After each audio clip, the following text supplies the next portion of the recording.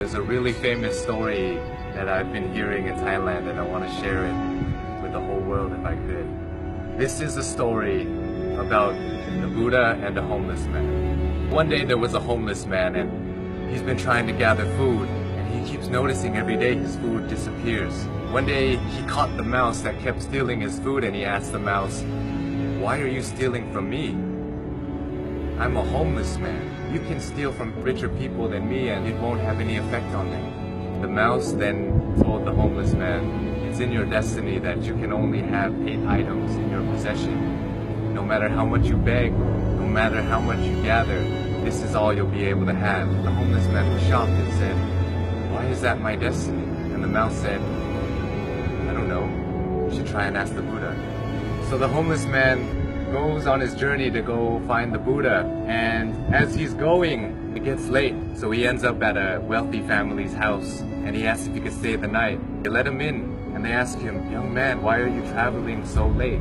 And he answered, "I have a question for the Buddha and tomorrow I'll be on my way." The family then says, "Can we give you a question to ask the Buddha? We have a 16-year-old daughter who can't speak. We just want to ask, what do we have to do to make her speak?" So the homeless man thanks them for shelter and tells them, "Of course, I'll ask your question for you." So the next morning he goes and continues his journey and sees a sea of mountains that he has to cross. He climbs up one mountain and he meets a wizard. And the wizard decides to use his staff to take the young man and himself, fly them across the sea of mountains. And the wizard asks the young man, "Where are you going? Why are you deciding to cross these mountains?" And the young man said, "I'm going to ask the Buddha a question about my destiny." The wizard then says, "Can I please give you a question to ask the Buddha? I've been trying to go to heaven for 1,000 years. According to my teachings, I should be able to go to heaven now. Can you please ask the Buddha, what do I have to do to get to heaven?" "Of course, I'll ask your question for you." And as he continues on his journey, he runs into his last obstacle, which is a river that he cannot cross. Luckily, he meets a giant turtle who decides to take him across the river. And as they're crossing the river, the turtle asks, "Where are you going?" "I'm going to see the Buddha. I'm going to ask him a question about my destiny." The turtle then says, "Can you please ask a question for me too? I've been trying to become a dragon for 500 years. According to my teachings, I should have become a dragon by now. Can you please ask the Buddha, what do I have to do to become a dragon?" So the young man thanks the turtle for taking him across the river and says, "Of course, I'll ask you a question for you." The homeless man finally meets the Buddha, and the Buddha tells everybody, "I will answer 3 questions for everybody here, but only 3 questions." And the young man is shocked. He has 4 questions to ask. So he thinks carefully. He thinks about the turtle. The turtle's been living for 500 years trying to become a dragon. The wizard has been living for 1,000 years trying to get to heaven. And that young girl is going to have to live her whole life being unable to speak. And then he looks at himself and he says, "I'm just a homeless beggar. I can just go back home and continue begging."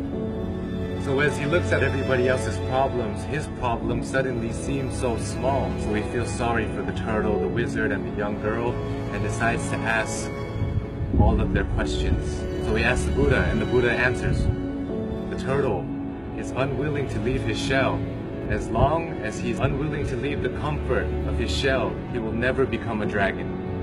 The wizard always carries his staff and never puts it down. It acts as an anchor, keeping him from heaven. And as for the girl, she'll be able to speak when she meets her soulmate. So the homeless man bowed to the Buddha and went on his journey back home. He reunites with the turtle and he tells the turtle, "Hey, you just have to take off your shell and you become a dragon." The turtle then takes off his shell, and inside his shell were priceless pearls found in the deepest parts of the ocean.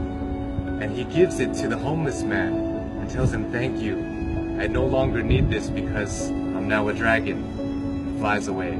The homeless man reunites with the wizard on the top of a mountain and says, "Hey, you just have to put down your staff, then you'll be able to go to heaven." The wizard lets go of his staff by giving it to the young man. He says, "Thank you," and ascends to heaven. The young man now has wealth from the turtle and some power from the wizard. He goes back to the family that gave him shelter, and he tells them that Buddha said, your daughter will be able to speak when she meets her soulmate. And at that moment, the daughter came downstairs and said, hey, is that the man that was here last week? The young girl and the once homeless man have found their soulmate. This story tells us so many things, so many lessons, but for me, I think that sometimes we have to give things in order to get some things. Sometimes if we want to become a dragon, we want to become a lion, we have to be willing to leave behind what makes us most comfortable, what makes us feel most safe. We have to leave our comfort zone just like the turtle did. And in order to find true love, we must become somebody who is willing to put others before ourselves. When you're alone and when you're lost in your thoughts, sometimes your problem seems so big and it may seem like it's the end of the world, but if we look at other people's lives, other people who don't have as much opportunity as us and who have it worse than us, sometimes it makes our problem seem so much smaller. And if we're willing to lend a hand to those who are struggling more than us, willing to help them, it may change the course of your life, your destiny, and the universe may repay you in such a way that you never would have imagined. It will come back to you. All the good that you do in the world will come back to you. If you're going through hard times right now, I hope this story helps. My name is Sean Uranahira. I love you all, and I hope you have a wonderful, wonderful life. Sawadee krap.